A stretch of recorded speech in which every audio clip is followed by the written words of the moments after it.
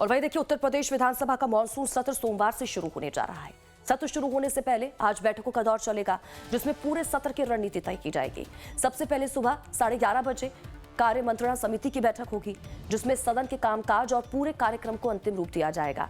इसके बाद दोपहर 12:30 बजे सर्वदलीय बैठक होगी और इस बैठक में मुख्यमंत्री योगी आदित्यनाथ, विधानसभा अध्यक्ष सतीश महाना और सभी प्रमुख राजनीतिक दलों के नेता शामिल होंगे। बैठक का मकसद सदन को शांतिपूर्ण और सुचारू तरीके से चलाने पर सहमति बनाना है। तो वहीं शाम 6 बजे बीजेपी विधायक दल की बैठक भी होगी। इसमें मॉनसून सत्र के दौरान पार्टी की रणनीति और विपक्ष के सवालों का जवाब देने की तैयारी पर चर्चा होगी। माना जा रहा है कि इस बार सदन में चंदा चोरी के मुद्दे पर विपक्ष सरकार को घेरने की कोशिश कर सकता है। सूत्रों के मुताबिक बीजेपी भी इन मुद्दों पर जवाब देने की पूरी तैयारी कर चुकी है। तो वहीं उधर मॉनसून सत्र के दूसरे दिन यानी कि 4 अगस्त की सुबह मुख्यमंत्री योगी आदित्यनाथ की अध्यक्षता में कैबिनेट की बैठक होगी और इस बैठक में अनुपूरक बजट को मंजूरी दिए जाने की संभावना है। माना जा रहा है कि विधानसभा चुनाव को देखते हुए सरकार इस बजट में कुछ नई और जनहित से जुड़ी योजनाओं का ऐलान कर सकती है। ऐसे में इस बार का मॉनसून सत्र राजनीतिक और आर्थिक दोनों ही लिहाज से काफी ज्यादा अहम माना जा रहा है। तो कल से मॉनसून सत्र की शुरुआत होने जा रही है, लेकिन आज पूरे दिन बैठकों का जो सिलसिला है वो जारी रहेगा। आपको बता दें कि तो राजीव ओझा ज्यादा जानकारी के साथ हमारे संवाददाता इसी खबर पर जुड़ चुके हैं। सीधा रुख राजीव जी का करेंगे और जानकारी लेंगे क्या कुछ अपडेट मिल पा रहा है इन बैठकों को लेकर। राजीव जी, कल से मॉनसून सत्र की शुरुआत हो रही है, लेकिन आज बैक टू बैक बैठकों का सिलसिला जारी रहेगा। सबसे पहले 11 बजे कार्य मंत्रणा समिति की बैठक होगी, उसके बाद 12 बजे सर्वदलीय बैठक भी होगी और उसके बाद 6 बजे भी बैठक का आयोजन होगा। क्या जानकारी, किस तरह से पूरे दिन बैठकों का दौर रहेगा, क्या कुछ महत्वपूर्ण? जी देखिए, कल से मानसून सत्र शुरू होना है। उससे पहले जो एक औपचारिकता होती है कार्य मंत्रणा की, यानी पूरे सदन की जो कार्रवाई होगी 4 दिनों की, उसके बारे में पूरा एक प्रोसीडिंग तय होगी कि क्या क्या उसमें किया जाएगा। और कार्य मंत्रणा के बाद सर्वदलीय बैठक की परंपरा है, सभी दलों के प्रतिनिधि उसमें आते हैं, सभी दलों के नेता। मुख्यमंत्री योगी आदित्यनाथ, विधानसभा अध्यक्ष सतीश महाना, उनकी मौजूदगी में बैठक होगी और एक सहयोग विपक्ष से औपचारिक तौर पर मांगा जाता है सत्तारूढ़ दल की ओर से सदन के संचालन में। तो एक औपचारिकता होगी और शाम को भाजपा संसदीय दल की बैठक होगी, विधायक दल की बैठक होगी मुख्यमंत्री योगी आदित्यनाथ की अध्यक्षता में, जिसमें सरकार अपनी रणनीति तय करेगी कि सत्र के दौरान हम किस विपक्ष का मुकाबला करेंगे। और समाजवादी पार्टी भी आज, जो मुख्य विपक्षी दल है उत्तर प्रदेश में, उसकी भी बैठक आज है, जिसमें पूर्व मुख्यमंत्री अखिलेश यादव जो पार्टी के राष्ट्रीय अध्यक्ष है वो भी मौजूद रहेंगे। तो सपा अपनी रणनीति तैयार करेगी कि मानसून सत्र में सपा कौन कौन से मुद्दे उठाएगी और भारतीय जनता पार्टी ये तैयारी करेगी कि हमें विपक्ष का कैसे मुकाबला करना है। तो आज का दिन इस दृष्टिकोण से काफी महत्वपूर्ण है। हालांकि कल जो पहला दिन होगा उसमें कोई कार्रवाई नहीं होगी। एक विधायक का निधन हुआ है, उन्हें शोक संदेश पारित किया जाएगा उनके लिए सदन के अंदर। लेकिन बावजूद इसके विपक्ष शुरुआत में ही यानी सदन के अंदर जाने से पहले ही अपना प्रोटेस्ट करेगा, उसकी तैयारी विपक्ष पहले से कर रहा है। तो कल कोई औपचारिक कार्रवाई केवल शोक संदेश के अलावा नहीं होगी।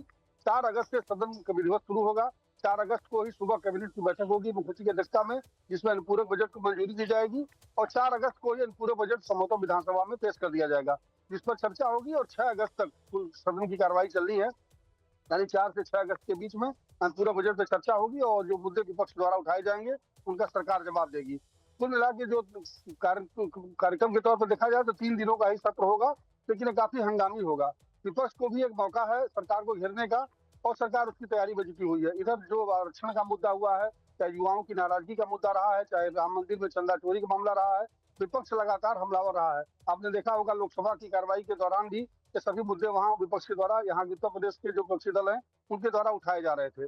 तो विधानसभा में भी ये सारे मुद्दे उठाए जाएंगे और आज का दिन जो बैठकों का दौर है जिसमें चलेगा, उसमें ये सारी रणनीति तैयार की जाएगी। जी बिल्कुल सही कहा राजीव जी आपने। और क्योंकि दिल्ली का भी जिक्र आपने किया, हम लगातार देख रहे हैं कि किस तरह से विपक्ष सरकार को घेर रहा है। चंदा चोरी का मामला हो, युवाओं का मुद्दा हो, और उसको लेकर तो देखिए उत्तर प्रदेश की अगर बात करें तो छात्रों के मुद्दे को विपक्ष लगातार जनता के बीच लेकर भी जा रहा है। तो कहीं ना कहीं चाहे हम ये कहें कि 3 दिन का ये सत्र रहने वाला है, लेकिन हंगामा पूरा देखने को मिलेगा। जी बिल्कुल, सरकार की ओर से जो तैयारी चल रही है उसमें जानकारी मिली है कि जो सरकार ने उत्तर प्रदेश में जो भर्तियां की हैं सरकारी विभागों में, जो आउटसोर्स के कर्मचारियों के लिए सेवा निगम बनाया गया है, युवाओं से जुड़े जो भी स्कीम्स हैं उनका जो जितने लाभार्थी हैं उनका सारा ब्यौरा सरकार तैयार कर रही है। मंत्रियों को सूचनाओं से अपडेट किया जा रहा है और उन्हें बाकायदा प्रशिक्षण कर दिया जाएगा आज की बैठक में कि आप कैसे विपक्ष का मुकाबला करेंगे और तथ्यों के साथ मुकाबला करेंगे। यानी उत्तर प्रदेश सरकार जो अपने मोर्चे पर सक्रिय रही है रोजगार के मुद्दे पर, उसका पूरा रोड मैप वहाँ पेश करेगी और सारी जानकारी दी जाएगी। जो विभिन्न आयोगों द्वारा भर्तियां हुई हैं उनका ब्यौरा इकट्ठा किया गया है। यानी विपक्ष का मुकाबला करने की पूरी रणनीति सरकार ने तैयार कर रखी है। और शाम को सर्वदलीय जो भारतीय जनता पार्टी की बैठक होने वाली है विधानमंडल दल की, जो विधायक सारे और जो एमएलसी होंगे सभी बैठक में रहेंगे, उन्हें सारी तथ्यों से सरकार जानकारी देगी। और ये जो 3 दिनों का एक वर्किंग जो देखा जाए 3 दिन होगा वर्किंग पीरियड, उस समय सरकार विपक्ष के सामने किसी भी तरह से कमजोर पड़ते हुए दिखाई नहीं देना चाहती है। जी बिल्कुल राजीव जी, क्योंकि ये भी बताइएगा, देखिए मुद्दे अपनी तरफ हैं। अब आज सर्वदलीय बैठक का आयोजन भी होना है। हम हर बार देखते हैं कि सत्र से पहले इस तरह की जो सर्वदलीय बैठक होती है वो अब आयोजित की जाती है। सहमति भी बनती है हर किसी की कि ठीक है सत्र को सही तरीके से चलाया जाएगा। उसके बाद जब सत्र की शुरुआत होती है लगातार हंगामा देखने को मिलता है। सवाल ये है कि ठीक है मुद्दे अपनी जगह है, मुद्दे को उठाया जाएगा विपक्ष की तरफ से, लेकिन कामकाज भी होगा या फिर नहीं, या फिर सिर्फ हंगामे की भेंट ही सत्र चला जाएगा? जी देखिए, ज्यादा संभावना यही है कि पहले दिन तो शोक संदेश ही होना है, तो उसमें जो हंगामा होगा सदन के बाहर ही होगा। शोक सपा के ही विधायक का निधन हुआ है, तो शोक संदेश के बाद कल का दिन तो निकल जाएगा। लेकिन परसों से विपक्ष सदन की कार्रवाई रोक कर ही, यानी कई बार ऐसा होता है कि कार्यस्थल प्रस्ताव ला करके विपक्ष अपने मुद्दों की चर्चा कराना चाहता है, तो सदन को बाधित करने की कोशिश होती है। हर बार सर्वदलीय बैठक में जो आश्वासन देकर लोग जाते हैं विपक्षी दल, लेकिन सदन की जब कार्रवाई शुरू होती है तो उस आश्वासन पर कभी अमल नहीं होता है और सत्ता पक्ष भी हमलावर होता है विपक्ष के ऊपर। यानी जो भी मुद्दे उठाए जाते हैं दोनों पक्षों में नोकझोंक होती है और सदन की कार्रवाई तो कई बार अक्सर बाधित ही होती है।